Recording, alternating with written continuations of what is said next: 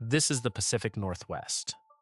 And if you only ever saw it from space at night, you would never guess it was three different cities in two different countries, separated by an international border. Because from up here, Vancouver, Seattle, and Portland aren't really three cities anymore. They're one continuous ribbon of light, almost 500 kilometers long, and in most places, barely 30 kilometers wide.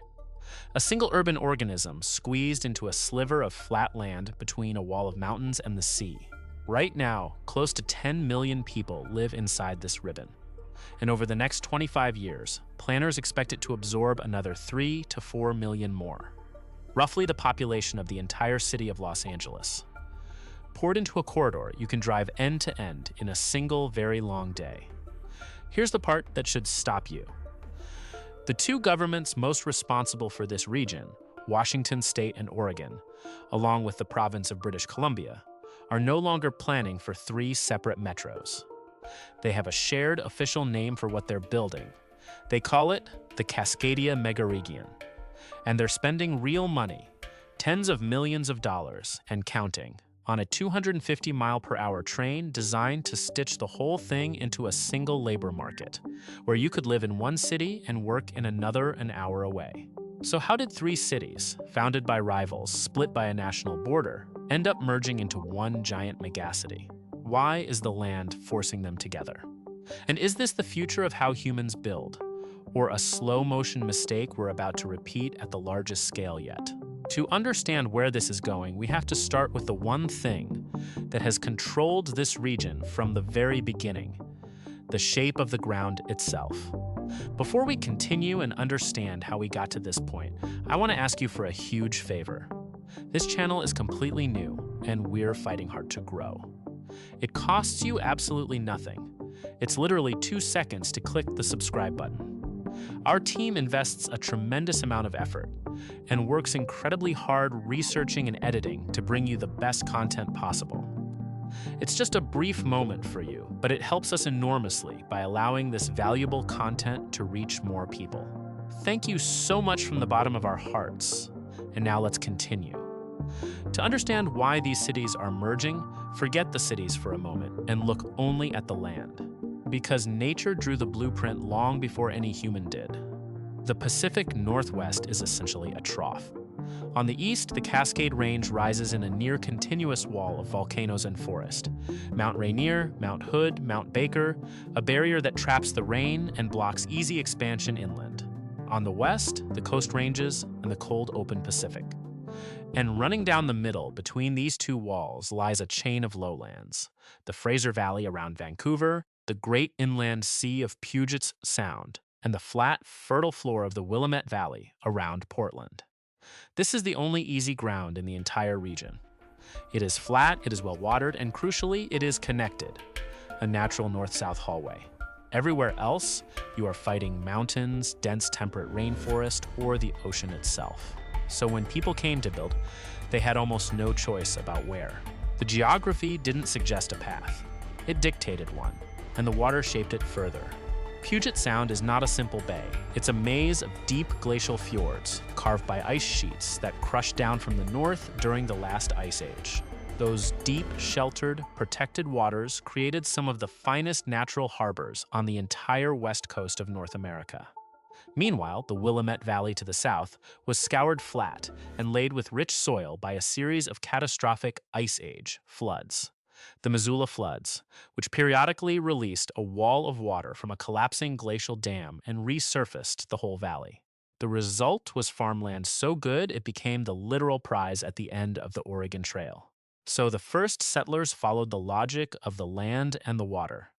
In 1843, wagon trains began rolling into the Willamette Valley by the thousands.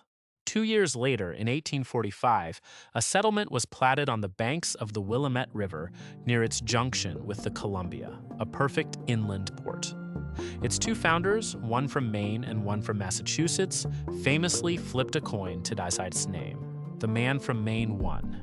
And that is the only reason the city is called Portland, and not Boston. To the north, the story was the harbor.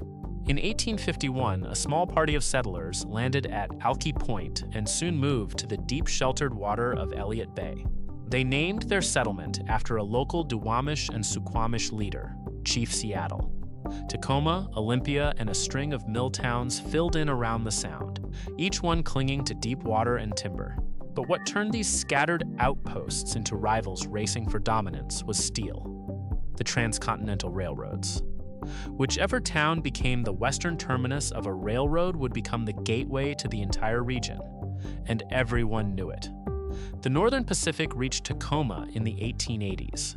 The Great Northern Railway punched through to Seattle in 1893. Suddenly, these ports weren't just shipping lumber. They were the doorways through which all the wealth of the region flowed. And then, in 1897, fate handed Seattle the jackpot. A ship docked in its harbor carrying gold from the Klondike.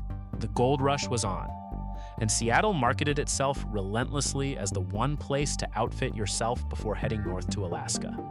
Tens of thousands of prospectors poured through. The city exploded. By the early 20th century, the pattern was locked in. 3 port cities, each anchored to deep water, each connected by rail, all strung along the same narrow corridor of habitable land. They were competitors. They were proud. They were separate. But they were already lined up along the exact same axis. The stage was set. All it would take was one 20th century invention to begin pulling them together. And that invention was about to change everything. The turning point arrived not with a plan, but with a war. When the United States entered the Second World War, the Pacific Northwest became one of the great arsenals of the home front. The region had timber, hydroelectric power from massive new dams on the Columbia River, and deep harbors facing directly toward the Pacific Theater. In Seattle, Boeing scaled up to build thousands of heavy bombers. Along the rivers of Portland and Vancouver, Washington, industrialist Henry Kaiser's shipyards built cargo ships at a pace the world had never seen, launching a complete vessel in a matter of days. And workers came. Hundreds of thousands of them from all over the country, drawn by jobs that paid better than anything they'd ever seen. The region's population surged almost overnight.